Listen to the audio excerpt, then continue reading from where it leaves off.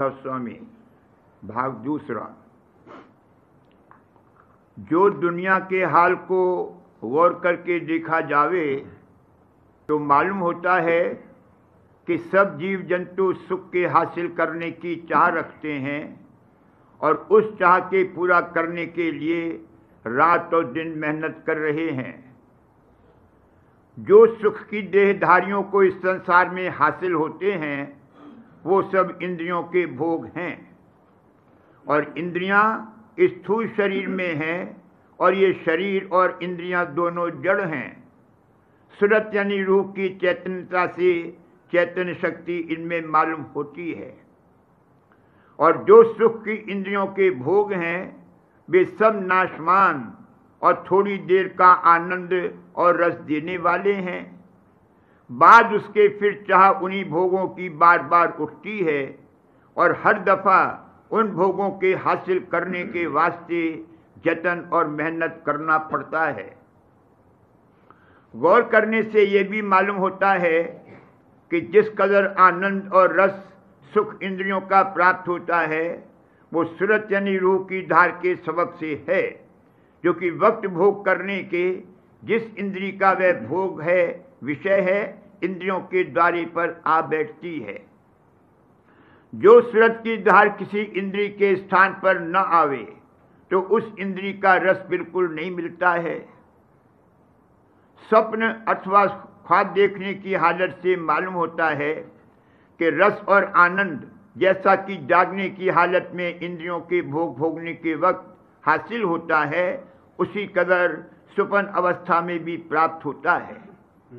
इससे जाहिर है कि सर्व इंद्रियों की शक्ति और रस और आनंद अंतर में मौजूद है, क्योंकि ख्वाब के वक्त बाहर की इंद्रियां और देह दोनों बेकार होती हैं और कोई पदार्थ भी बाहर मौजूद नहीं होता है। यह भी गौर करने से मालूम होता है कि जिस कदर इल्म और विद्या और बुद्धि और चतुराई और कारीगरी और चालाकी वगैरह की बातें जारी हैं वह सब आदमी ने जारी करी हैं। यानी सब किताबें और कायदे और पोशीदा भेद कुदरत का और ताकत 3 गुण और 5 तत्व और भी हाल आसमान और ज़मीन और तारागण और सूरज और चांद और जानवर और वनस्पतियों वगैरह का सब आदमी ने जाहिर किया है। और जितने मज़े और स्वाद और रस और आनंद और खुशी वगैरह हैं वे सब सूरत की धार में हैं। इससे साबित हुआ कि सूरत कुल इल्म और ज्ञान और आनंद और शक्ति और सिद्धि वगैरह का भंडार और खजाना है। सूरत की धार शब्द की धार है, क्योंकि जहाँ धार है वहीं आवाज़ है, और यही धार ज्ञान की धार और नूर की धार है।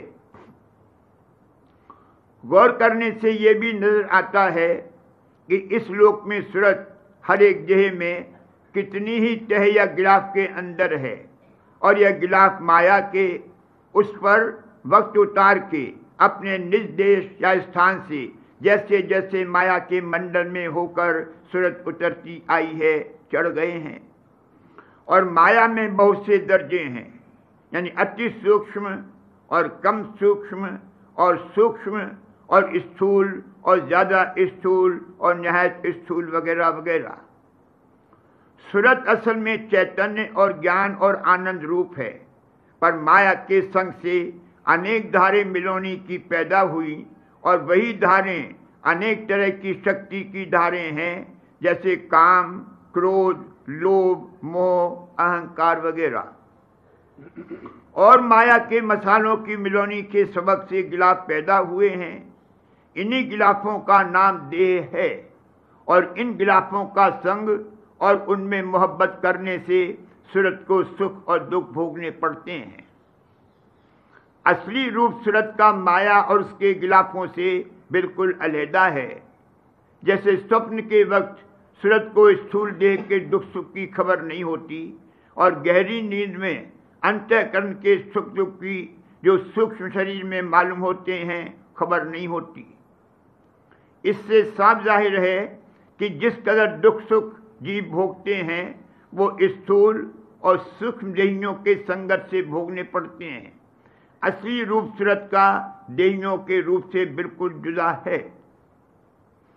जो कोई देही के दुख और सुख से बचना चाहे और निर्मल और सच्चा और ठहराऊ आनंद और खुशी हासिल करना चाहे, तो उसको चाहिए कि जिस तरह मुमकिन होवे देहियों के संग से सूरत की धार को अलहदा करके पहले सूरत के स्थान पर यानी 10वें द्वार में लौटावे और फिर वहां से सत्यलोक और राधा स्वामी धाम में, जहाँ की सूरत का निज घर है और वही कुल सूरतों का भंडार है, पहुंचावे। तब उसको असली सुख और पूर्ण आनंद कि जो कभी न घटे और न नाश होवे प्राप्त होना मुमकिन है। और जो कि वहां कोई गिलाफ माया का नहीं है, तो वहां किसी तरह का कष्ट और क्लेश भी नहीं है। दुनिया के सुख जितने हैं वो मलिन यानी कशीफ हैं और उनका रस और स्वाद देह और इंद्री और कोई कोई अंतःकरण तक मालूम होता है, मगर उसमें पूरी शांति नहीं होती है। और जो रूहानी सुख सूरत के देश में या उसके भंडार के देश में मिल सकता है, वह ब्रह्मांड में तो सूरत और सूक्ष्म मन को और जाल देश में खास सूरत को प्राप्त होता है और वो हमेशा कायम रहता है। इस पूर्ण सुख और आनंद के हासिल करने के लिए सिर्फ एक दफा जतन करना पड़ेगा, और वो जतन ये है कि गिलाफ या पर्दों को फोड़कर उनके पार अव्वल सूरत देश और फिर वहां से जाल देश में जाना चाहिए। जब सूरत उलटकर एक दफा जाल देश में पहुंच जावे, तब फिर इस देश में यानी माया और गिलाफों के मंडल में नहीं आवेगी और तब जन्म मरण से रहित हो जावेगी, क्योंकि मौत गिलाफ की है न कि सूरत की।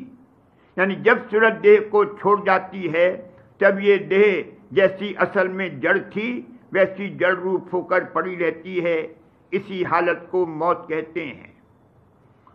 सूरत के ऊपर जो गिलाफ चढ़े हुए हैं ये माया के हैं, सूक्ष्म और स्थूल वगैरह, और यही हर एक गिलाफ एक एक देह हो रहा है। मसलन स्थूल गिलाफ, स्थूल देह और सूक्ष्म गिलाफ और सूक्ष्म देह वगैरह। ये सब गिलाफ सूरत की धार से जो इनमें आती जाती है जिंदा और चैतन्य हैं। इस वास्ते इसी धार को जो शब्द की धार है और वही जान और नूर की धार है, पकड़कर चलना और चढ़ना यानी गिलाफों के पार जाना चाहिए। इस चलने की तरकीब को सूरत शब्द योग या सूरत शब्द अभ्यास कहते हैं। वचन 1। ग्रंथ साहब में हर जगह और हर शब्द में यह वचन लिखा है कि सतगुरु खोजो, पर अफसोस है कि कोई सतगुरु को नहीं खोजता, तीर्थों और ग्रंथों में पच रहे हैं। वचन 2। पहले मुख्य करके सतगुरु से प्रीत करनी चाहिए। जिसका ऐसा अंग है उसको सब एक दिन प्राप्त है, और जो नाम और सत्यलोक के खोज में लगा है और सतगुरु से प्रीत नहीं है वह खाली रहेगा। मुख्य प्रीत सतगुरु की है, वह सबसे जुदा कर देगी। वचन 3।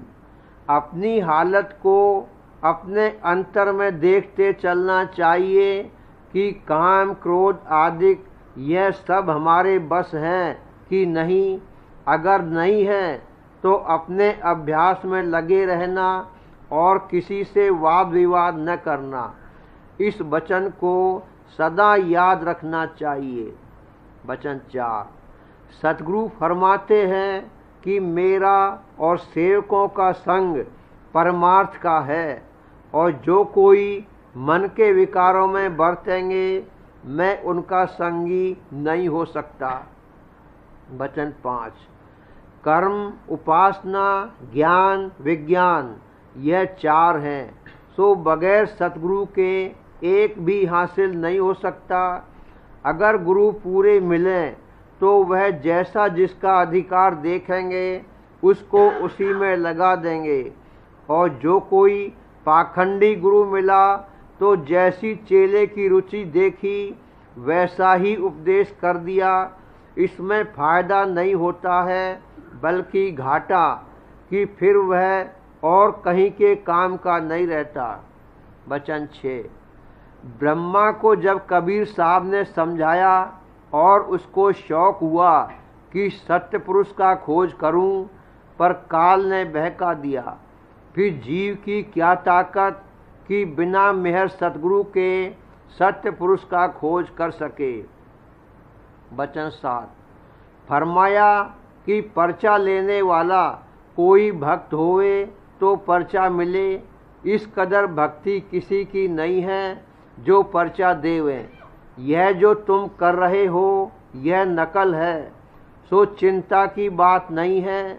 अब के ऐसी ही मौज है, ऐसे ही सबको तारेंगे। वचन 8। शरण और करनी दोनों के वास्ते प्रेम जरूर है, बिना प्रेम के शरण और करनी दोनों नहीं हो सकते। वचन 9। जैसे दूध में घी और काठ में आग है, पर बिना प्रकट हुए दूध घी का काम और काठ अग्नि का काम नहीं दे सकता है, इसी तरह ब्रह्म घट में है, फिर जो ब्रह्म कहते फिरे और प्रकट हुआ नहीं, तो ब्रह्म अपने को कहना झूठा है।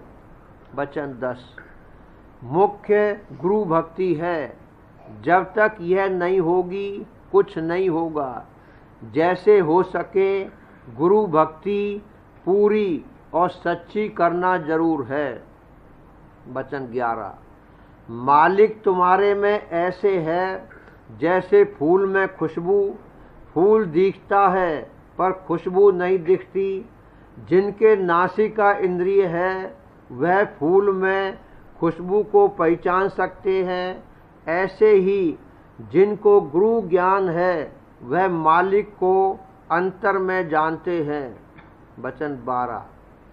तुम लोग जो भजन करते हो सो तुम्हारा भजन ऐसा है जैसे कोलू का बैल कि दिन भर चला और रहा घर में, पर अहंकार हो गया कि मैं 12 कोस चला। ऐसे ही तुम्हारे में यह मन रूपी बैल है कि भजन में बैठता है पर चढ़ता नहीं। इससे अहंकार बढ़ता है कि मैंने 2 घंटे भजन किया पर रस नहीं आता है। जो रस आवे तो अहंकार क्यों होवे। सो जब तक त्रिकुटी के परे नहीं जाओगे निर्मल रस नहीं आवेगा। वचन 13। कुल जीव अधिकारी भक्ति के हैं, सो पूरा अधिकार तो भक्ति का भी नहीं है, पर भक्ति में बिगाड़ नहीं है और मालिक को भक्ति प्यारी है और कुछ प्यारा नहीं है। और भक्ति सतगुरु की मंजूर है और किसी की भक्ति से वह राजी नहीं है। वचन 14। ऊंट वाले के हाथ में एक ऊंट की नकेल होती है, एक के बाद एक हजारों चले आते हैं। इसी तरह गुरुमुख तो एक ही होता है, उसके प्रताप से बहुत से जीव पार हो जाते हैं। वचन 15। सत्संग पारस है, इसमें जो सच्चा होकर लगा वह कंचन हो गया। जैसे पारस के पर से लोहा कंचन होता है और जो अंतर रहा यानी कपट रहा तो वह लोहे का लोहा रहा, और सत्संग तो पारस ही है।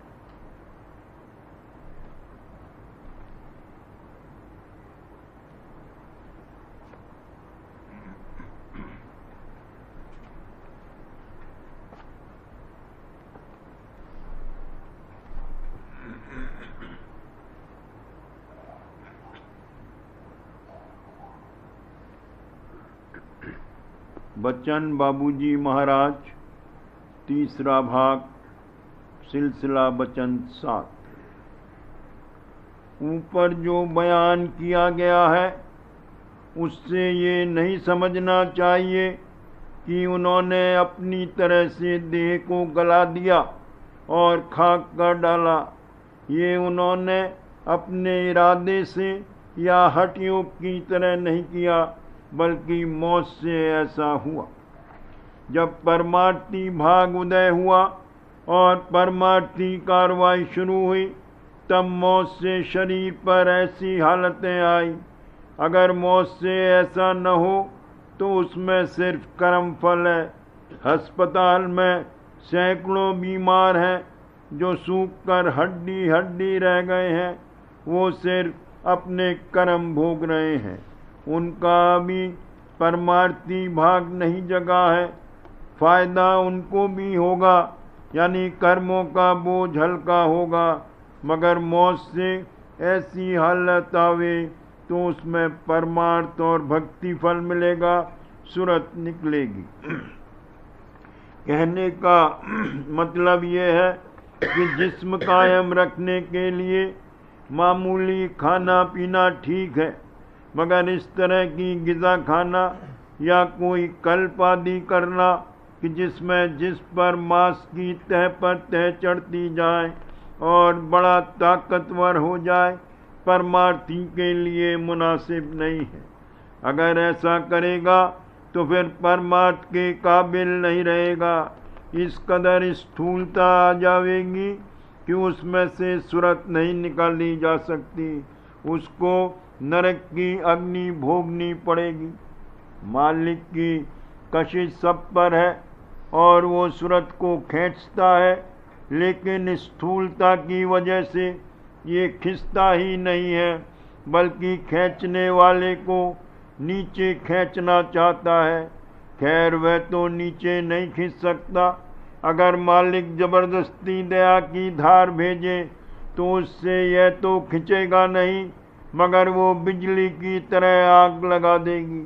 नरक की अग्नि यह भोग सकता है, मगर उस दया की धार को नहीं बर्दाश्त कर सकता। इसलिए मालिक भी ऐसे जीवों को नहीं छेड़ता। मालिक कहता है कि जाओ 84 की अग्नि में तपाओ, तब तुम इस दया के झेलने के काबिल होगी। दुनिया में उन लोगों की बड़ी महिमा है जो परमात्मा से कोसों दूर है और 84 की अग्नि के अधिकारी हैं। जिनको परमात्मा से कुछ मतलब नहीं, उनको दुनिया पूछती है और उनकी कदर करती है। नहाए धोए, रेशमी धोती पहनी, लंबा सा जनेऊ लटकाया, तिलक लगाया, भस्म रमाई, हाथ में रुद्राक्ष की माला ली और अनेक तरह के पाखंड किए। इस टोली में गए, महादेव का मंत्र उपदेश कर दिया। उस टोली में गए, ब्रह्मा का मंत्र उपदेश कर दिया। ऐसे लोगों की यहाँ महिमा होती है। कहते हैं कि 10,000 आदमियों को विष्णु के मंत्र का उपदेश दिया। ये परमार्थ है या मस्खरापन है? 2-4 शास्त्र और किताबें पढ़ ली और बड़े घमंडी हो गए कि हम शास्त्र जानते हैं। एक वक्त आएगा कि जितने शास्त्र और पाखंड की किताबें हैं, सब गायब हो जाएंगी, इनका नाम भी नहीं रहेगा। जैसे अब तक कहते हैं कि मिस्र देश के पुस्तकालय में आग लग जाने से सब किताबें जल गईं और अब उनका पता भी नहीं, उसी तरह से जितनी पाखंड की पुस्तकें हैं, सबका यही हाल होगा। खैर, वो वक्त तो जब संतों की मौज होगी तब आवेगा, मगर जब तक अपने दिल व दिमाग को इनसे रिहा व साफ नहीं कर लेगा और विद्या बुद्धि का अभिमान नहीं छोड़ेगा, तब तक संतों की दया का पात्र नहीं बन सकता। यहाँ की विद्या और बुद्धि ने परमार्थ की जड़ काट दी है। हे विद्या, तू बड़ी अविद्या, संतन की तै कदर न जानी। संत प्रेम के सिंध भरे हैं, तै उल्टी बुद्धि की चढ़सानी। संतन प्रेम लगा प्यारे से, उनकी सूरत शब्द समानी। इस देश की सब विद्या और बुद्धि परमार्थ से दूर ले जाकर पटकने वाली है। सब पाखंड है, विद्या गुरु उपदेश तेरे भले की कहूँ, और विद्या पाखंड तेरे भले की कहूँ। दुनिया तो अंधी है ही, मगर जो लोग की संत मत में शामिल होकर भी पाखंड करते हैं और पुरानी टेक को नहीं छोड़ते, उन पर अफसोस आता है। कई तो ऐसे हैं जिन्होंने नाम ही बदल दिया है, राधा स्वामी नाम के बजाय कुछ और नाम लेने लगे हैं। भला उनका कैसे उद्धार हो सकता है और कैसे उन पर मालिक की दया आ सकती है। अपने हृदय की पटिया पर से सब नाम और टेक मिटाकर जब तक गुरु की शरण में नहीं आवेगा और वो इसके हृदय की पटिया पर सूरत से राधा स्वामी नाम नहीं लिखेंगे, तब तक अगर स्वामी जी महाराज भी चाहें तो इसका उद्धार नहीं हो सकता। इसी तरह गुरु की निस्बत भी उन लोगों का ऐसा ख्याल है कि गुरु पुश्तैनी होने चाहिए। क्या गुरु भी जुलाहे और बूचड़ की तरह पुश्तैनी होते हैं? जिस घर में एक बार गुरु प्रकट हुए, क्या उसी घर में गुरु के बाद गुरु चले आते हैं? जुलाहे का लड़का अच्छा जुलाहा हो सकता है और मुमकिन है उसका पोता और भी ज़्यादा अच्छा जुलाहा निकले, मगर ये ज़रूरी नहीं है कि गुरु का लड़का भी गुरु हो और पोता भी गुरु हो और पुश्त दर पुश्त गुरु चले आते हों। ये सब पाखंड, मक्कारी और झूठी टेक है कि हम तो गुरु के लड़के और पोते ही को गुरु मानेंगे।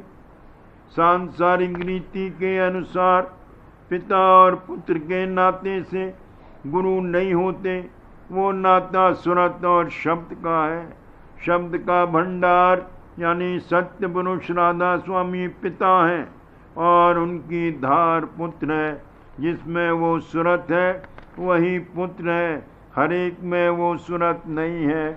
हर गुरु की स्त्री राधा जी नहीं हो सकती। ये बात सही है कि गुरु के घराने के लोगों की अजमत और बुजुर्गी है, मगर वो क्या है और किस दर्जे की है और उससे दूसरों का किस कदर फायदा हो सकता है, इसको भी समझ लेना चाहिए।